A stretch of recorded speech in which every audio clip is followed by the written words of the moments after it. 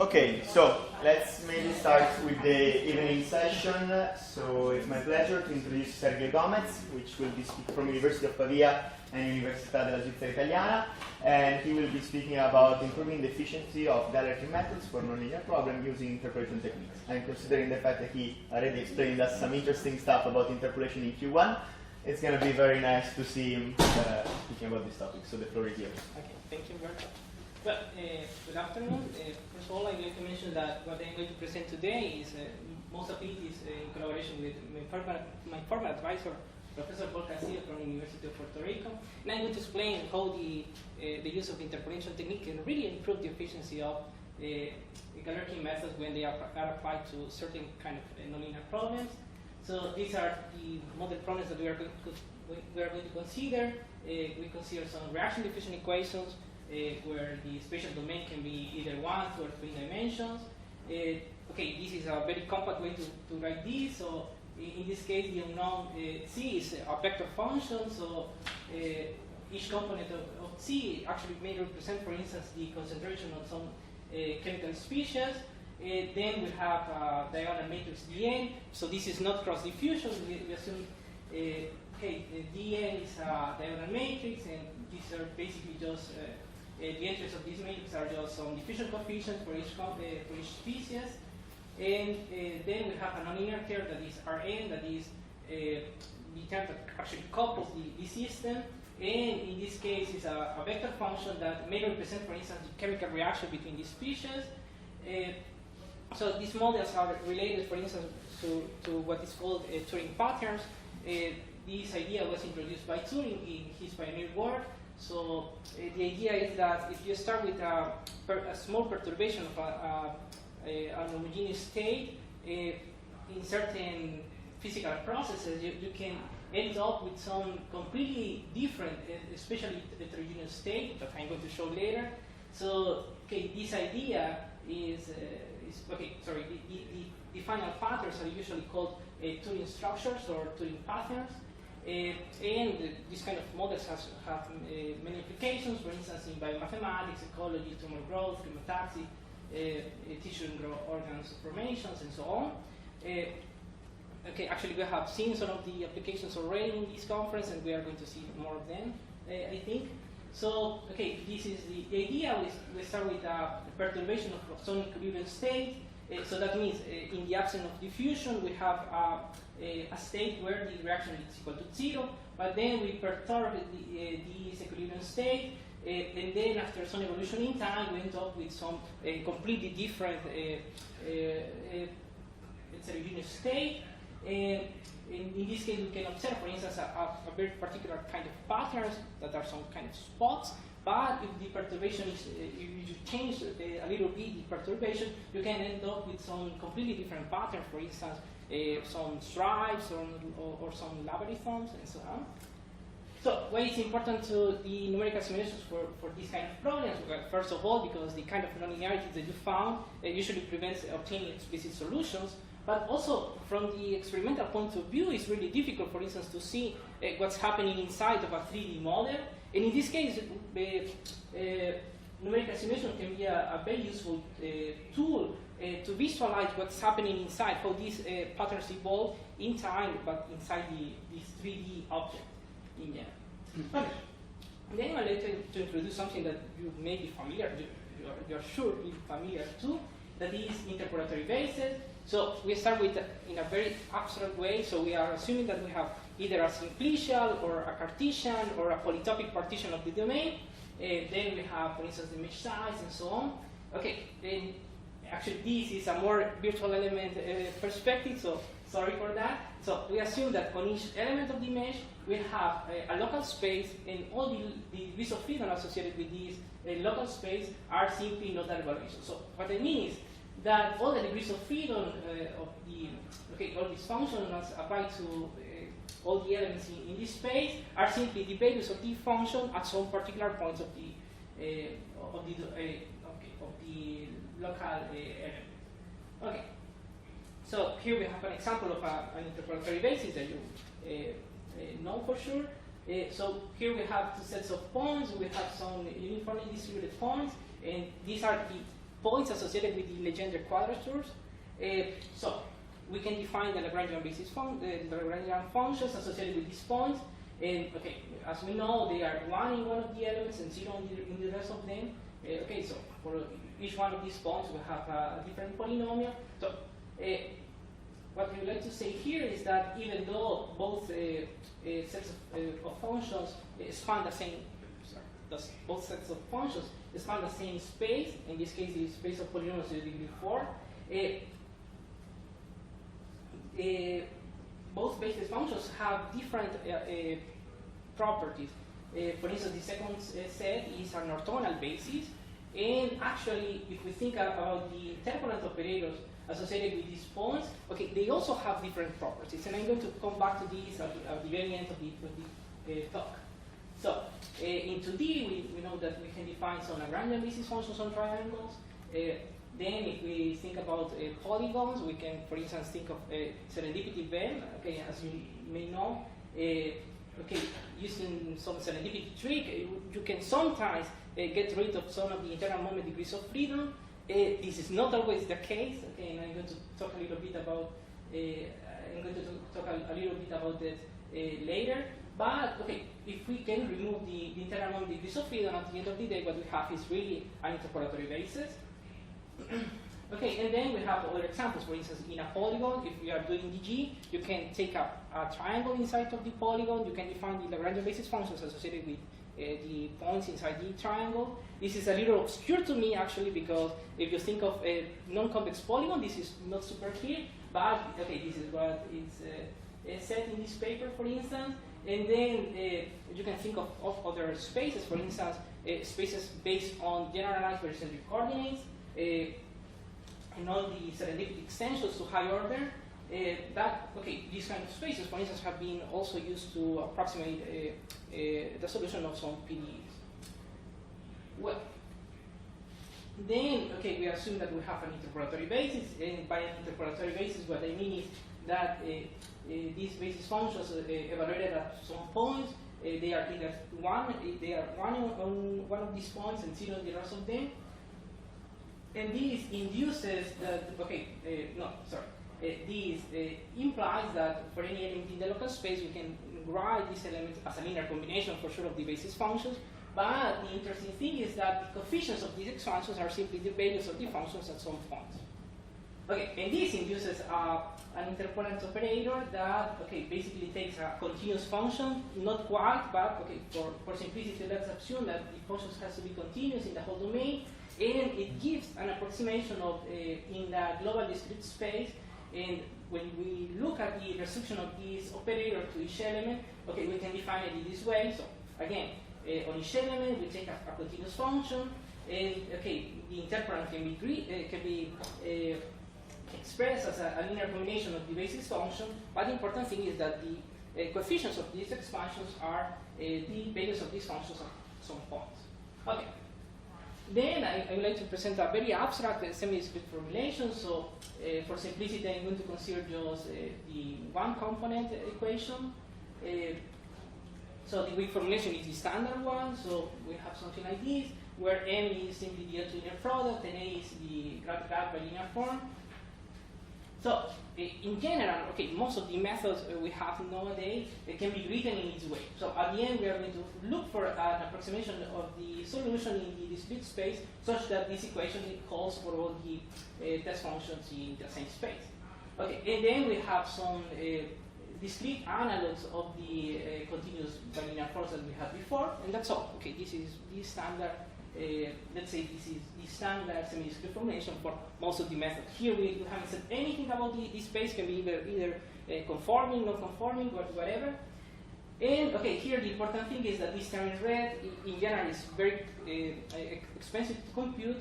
And at the same time, I would like to present what I would call the abstract interpolatory semi-discrete formulation. So if the space has an interpolatory basis, then we can simply substitute the nonlinear term by the interpolant of this nonlinear term. It's very simple, the idea. So this may be the end of my talk. but I would like to tell you a little bit what is the difference between these two formulations. So first of all, let's think a bit. About what it means to evaluate this nonlinear term. So at the end of the day, it doesn't matter which method you take. You have to compute some integrals of this form. So, but what does that mean? Okay, first of all, you have to use numerical quadratures. Okay, possibly it is also possible that you cannot compute this exactly, even using super high numerical quadrature. But you need to ensure that you are using enough quadrature points so that you don't lose accuracy. Okay, but that means that the number of quadrature points that you need to take depends on the kind of nonlinearity that you have, but also depends, okay, in this new tendency of polygonal methods. For instance, you need to think that as far as I know, the number of quadrature points usually depends on the number of sides. So you have an element with many sides, you have a lot of quadrature points, and this is super expensive. Okay. Then these kind of integrals, you have to you need to think that these kind of integrals have to be computed on each time step, and if you're and you have to use a nonlinear solver at the end of the day, and you have to evaluate this nonlinear term on each time step as many times as needed by the nonlinear solver. Okay. Then, if you think, for instance, of these kind of basis functions that are not polynomials, and I don't mean them in this case, but for instance, these methods that are based on generalized barycentric coordinates. These are rational functions, sometimes rational functions with some radical terms, so these are expensive to integrate. So in this case, it's if you have to evaluate these on each time step as many times, simply the method becomes prohibitively expensive, so at the end of the day it's useless. And then, the nonlinear solvers are usually greedy, so they are going to ask you to provide the Jacobian at some point. And in that case, you need to think that the Jacobian is simply a matrix where each one of the, it's a sparse matrix where each one of the entries is equivalent to evaluate an integral like this. It's really expensive. And then if you think of, if you go to coupled system, everything gets dramatically worse. So please don't underestimate the cost of dealing with nonlinear problems. But what happens if we now think about the interpolant version? In that case, we have something like this. We have to compute integrals of this form. Okay, but if we apply the definition of the interpolant on the element k, this is simply a linear combination of the basis functions. The coefficients don't depend on the space, so they go out of the integrals. If you apply the definition of the degrees of freedom, this is simply the evaluation of the functions at some points, that's what you have here. And then, this is the composition of two functions, so at the end of the day, who is UH evaluated at psi j is simply one of the degrees of freedom of UH. Okay, and also the integral that you get is something that you know, because these are simply the entries of the local mass matrix. So at the end of the day, what I mean is that, first of all, we don't need to use numerical quadratures on each time step. Everything you need to compute, all the integrals you need to compute, you compute them at the beginning of the simulation. Then, for instance, when you have to evaluate the nonlinear term, the only thing you need to do is to take the mass matrix, you evaluate the nonlinear term on the vector of the solution, and you multiply this matrix by this vector, and that's all. This is going to become clearer, I think. So, the last thing I wanted to say is, this kind of technique is especially convenient if we are using non-polynomial basis functions. Again, this is not for them, but in this case, everything you need to compute, you compute it at the beginning of the simulation. So in that case, this kind of methods, for instance, generalized barycentric coordinates, can be competitive in some way. In the last thing, Then, if you have to compute also the Jacobian, the only thing you need to do is to take the mass matrix and then multiply the mass matrix by a diagonal matrix that is, again, easy to compute. And if you go to coupled system, everything remains simple. So this is also efficient for coupled systems. So here we have the matrix formulation of the matrix representation of the semi-discrete formulation. So, in the case of the scalar equation, we have something like this, where, this is M is the mass matrix, A is the stiffness matrix, and RH is a nonlinear operator that is equivalent to evaluate all these integrals that I showed before. In coupled system, we have something similar, some Kronecker product, and again, a nonlinear operator. Okay. In the case of the interpolatory formulation, okay, if we see the matrix representation is something like this.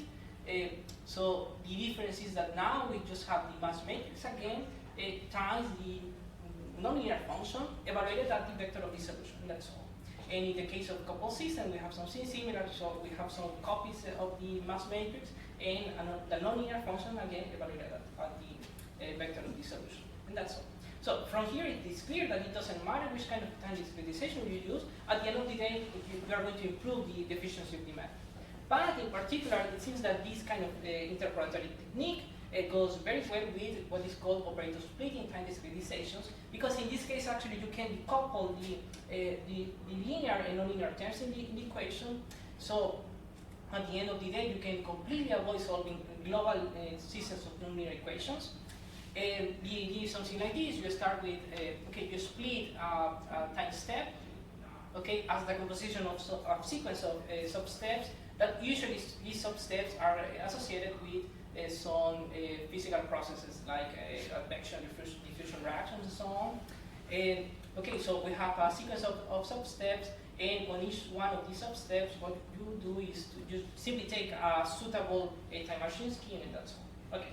So one of the most common operator splitting discretizations is this symmetric sum operator splitting.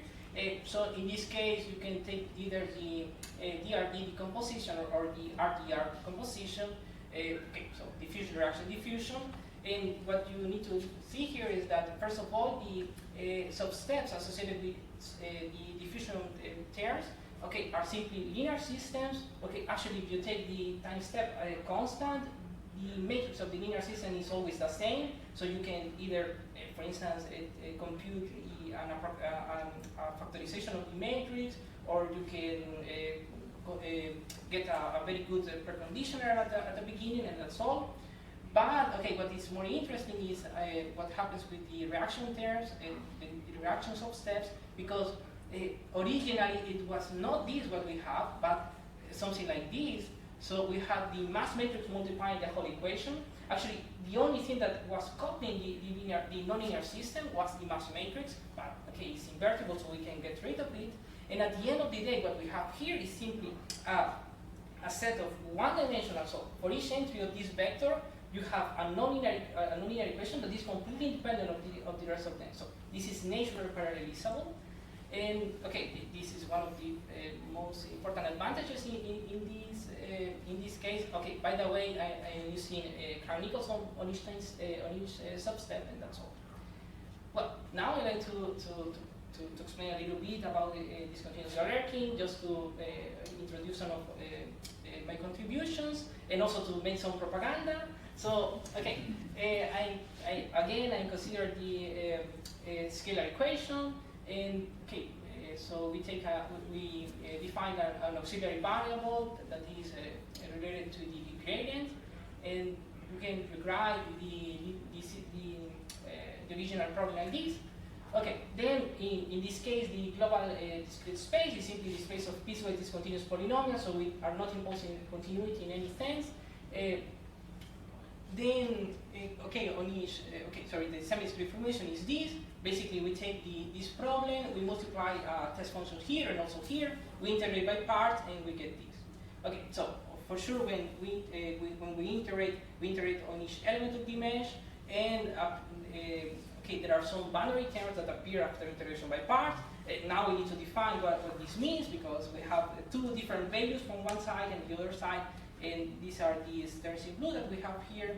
And okay, also, okay, it is necessary to add an additional term that is an stabilization term that is necessary to guarantee closeness, optimal convergence, and so on. Okay. So in this case of the local discontinuous Galerkin method, okay, what we take is simply okay, we have an approximation from this side and an approximation from this side, and in the LDG method, okay, the numerical fluxes are taken as a convex combination between these approximations, and that's all.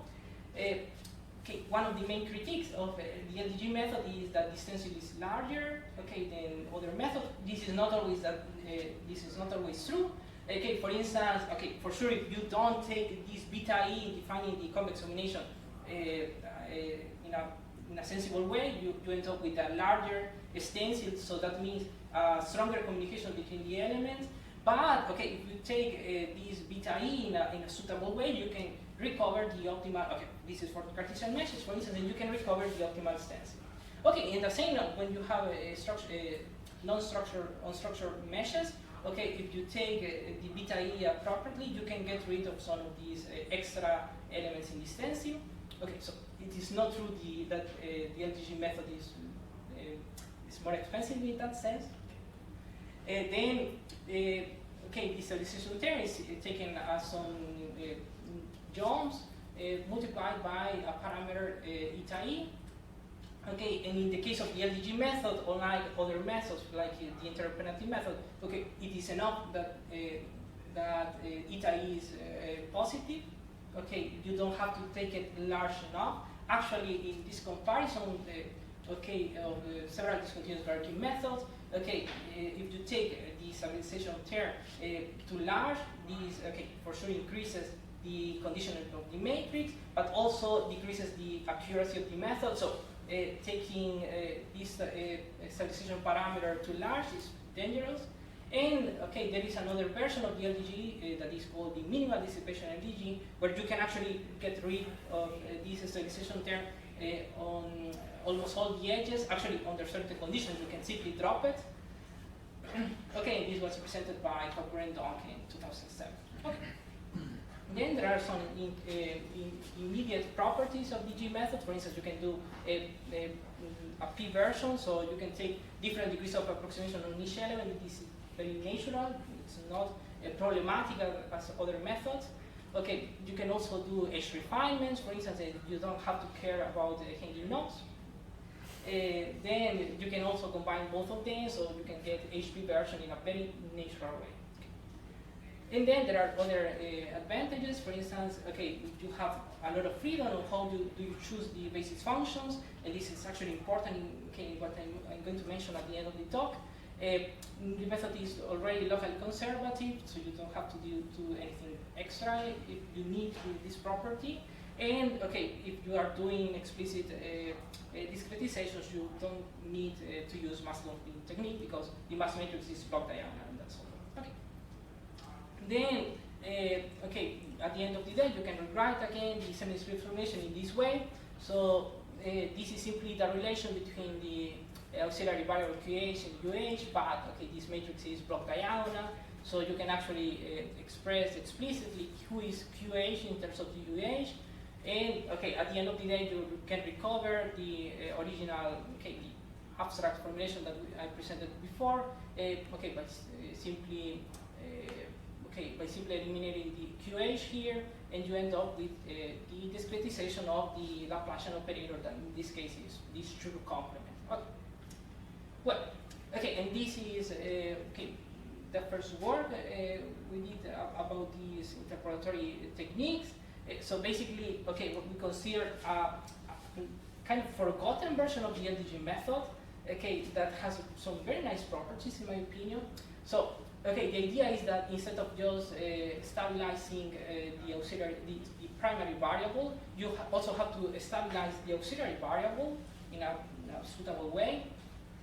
And okay, this in the case of the elliptic problem, okay, allows you to get an approximation of the gradient that is of optimal convergence. So is one is of order h to the p plus 1 instead of the usual approximation of the gradient.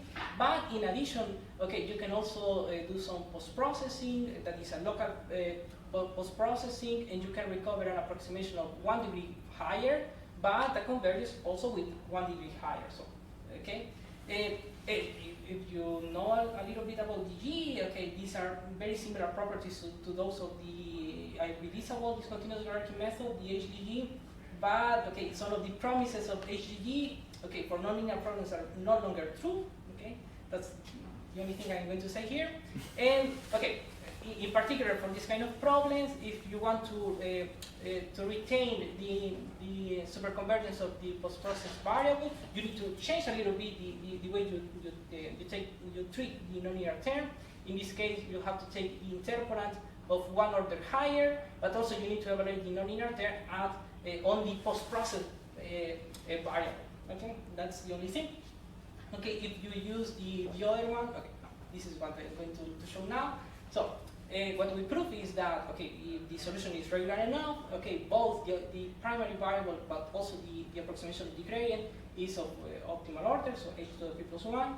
Okay, and by the way, sometimes it is, okay, for some applications, it is more important the approximation of the gradient than the approximation of the primary variable. So, then, okay, also we proved that if we use these different interpolation approximation of the nonlinear term, also we get the superconvergence of the post-process variable. So you, instead of h to the p plus 1, we get h to the p plus 2. Okay. And okay, here we have an example. So in this case, if we use this approximation of the nonlinear term, okay, we have always for all p, we have h to the p plus 1 that it was predicted by the theory.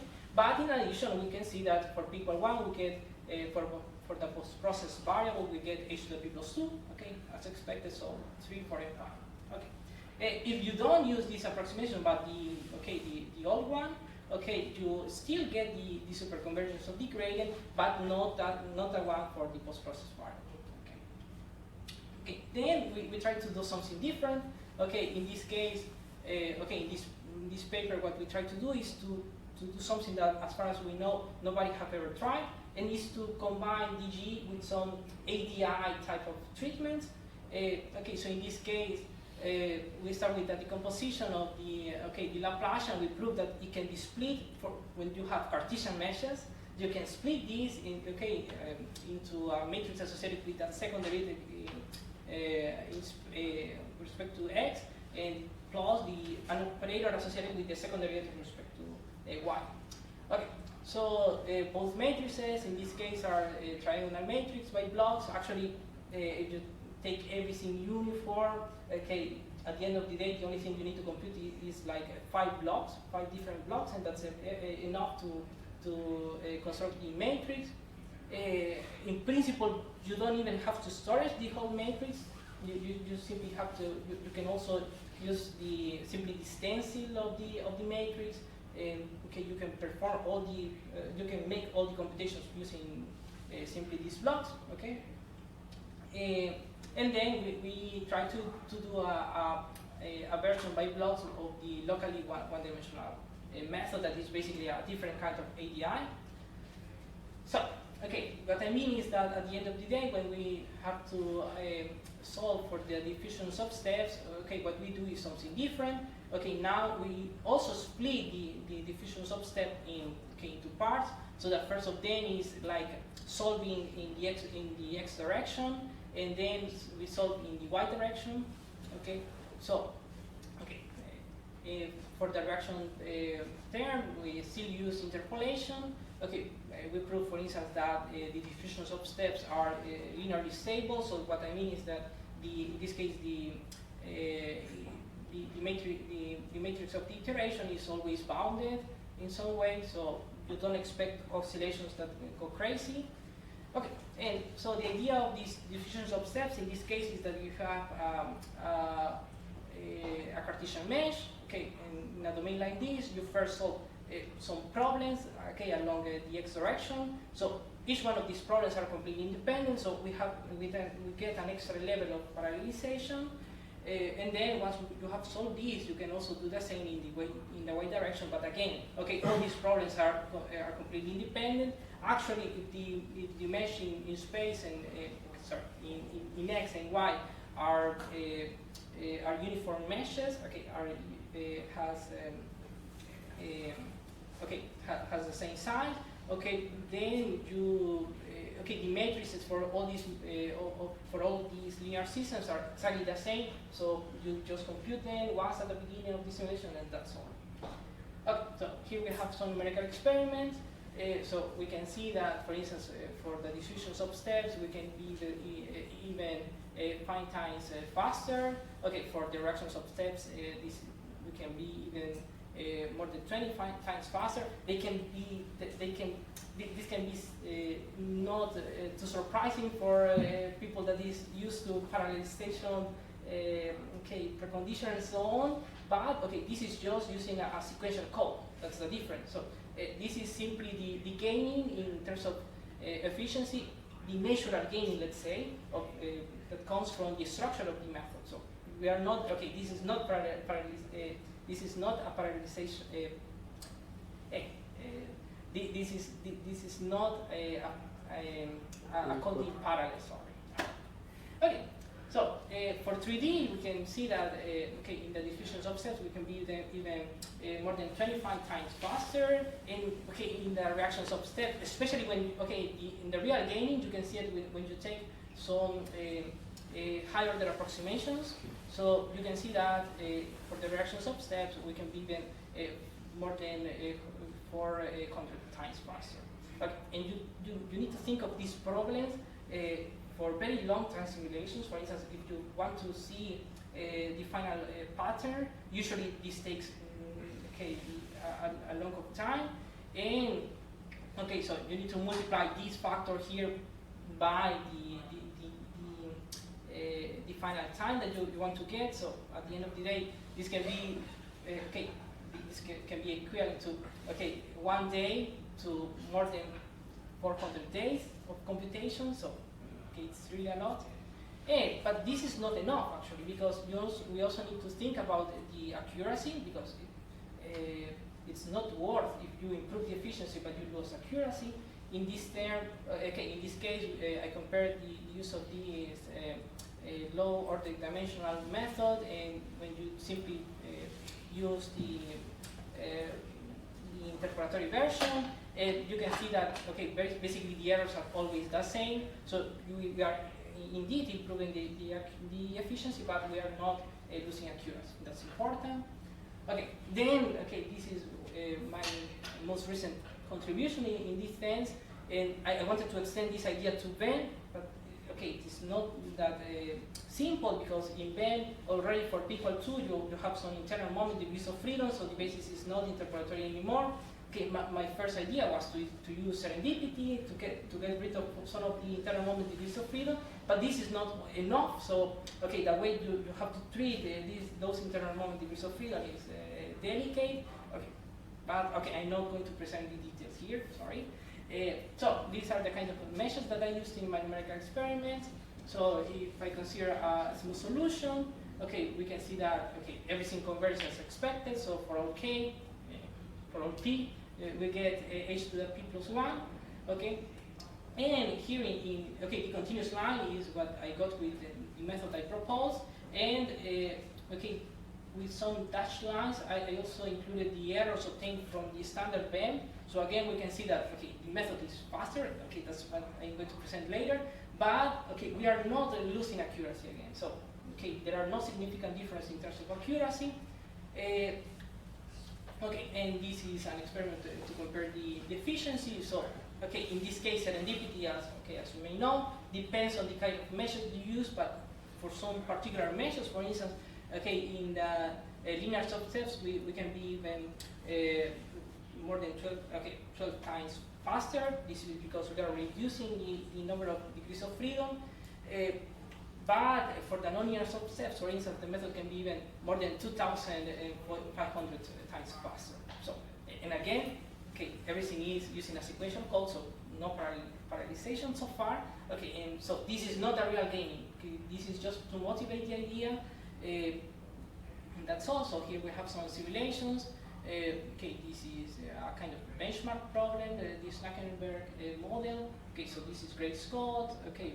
In this case, for instance, there is no final pattern, but for the Nagumo model, you expect these kind of periodic solutions. And here we have an example of a 3D model when you can really see what's happening inside.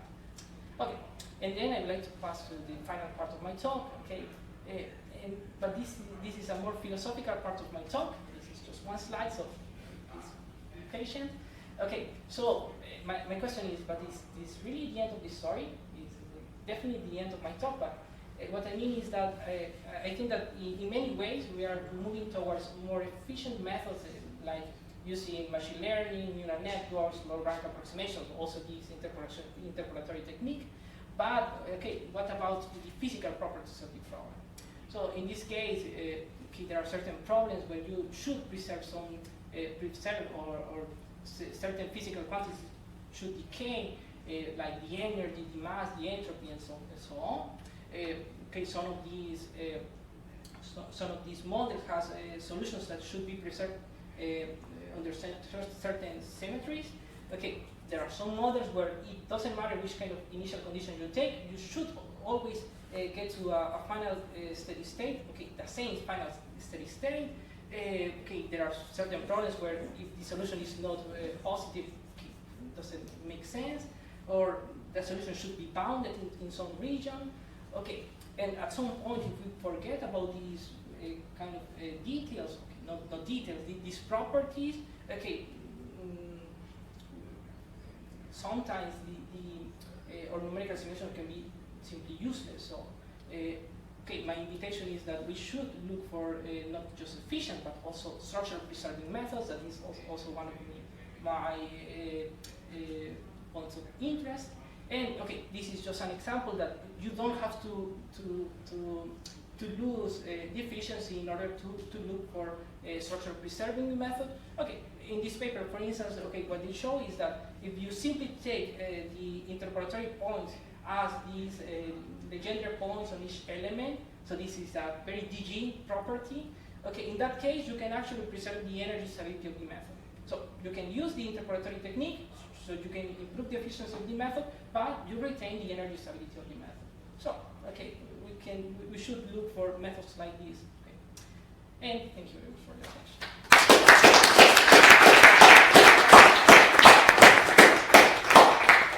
Okay, is there any question from the audience? Okay, then I'll have a couple. So first of all, can you explain what's the difference with ADI, what they already do with finite difference method? Because it seems to me that the idea behind it is the same, you decompose. But okay, here, okay, usually in ADI, you, okay, how to say, in ADI, you usually just do one time in one direction and one time in the other direction, right? But here you actually, at the end of the day, you end up with two of them, so it's different. The order in which you compute is different because here you have a step in space, and then you have another space, another sub-step in the x direction. So in ADI, it's just one. Yeah, but you're alternating one direction, the other, then you compose with this operation, then you alternate one direction and the other. So you're doing like half ADI on one side, half ADI on the other, and you put something in between. So at the end of the day, you end up you are doing twice the number of steps of then the ADI. But for the ADI version, okay, at least we could improve the linear stability of the method. So there is nothing guaranteed that guarantees you that the solution is not going to have oscillation. So that's the only reason why we choose this version instead of ADI. In the same way as ADI, you are constrained to matrix that preserve some sort of symmetry between the discretization index and the way direction. So you are constrained. Because also the kind of mesh that you showed for serendipity fun, they were symmetric in the discretization. No, but in that case, okay, that's just for simplicity. Okay, these work for any mesh at the end. Okay. And then, because you didn't, okay, and then, because you are comparing just when you use the interpolation operator here, you're not doing, okay.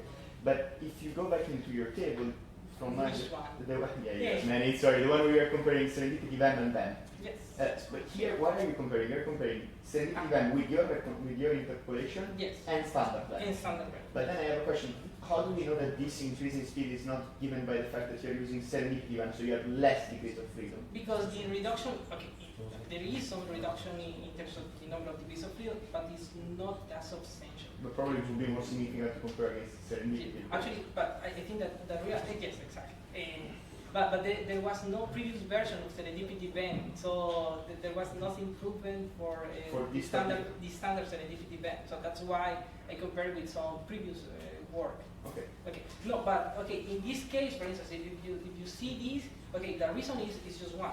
That actually the van gets worse when you have many elements with many sides, because this is a non-convex mesh. That is this one here. So the number of quadrature points that you need to use here, for instance, for these elements go up.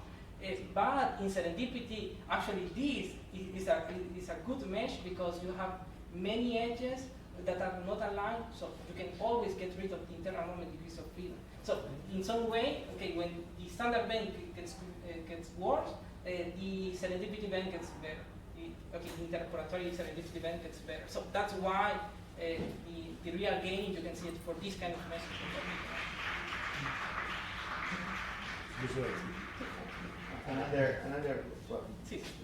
Another remark is that this is more for the audience. When you presented the Turing pattern in matrix form, this is something that has been introduced, I think, from an original work that was presented also at YAMC last year. So it was Kirstensen last year that presented for the first time this kind of thing. So there is also some continuation with last year YAMC. So is there any other question? If not, let's thank again the speaker.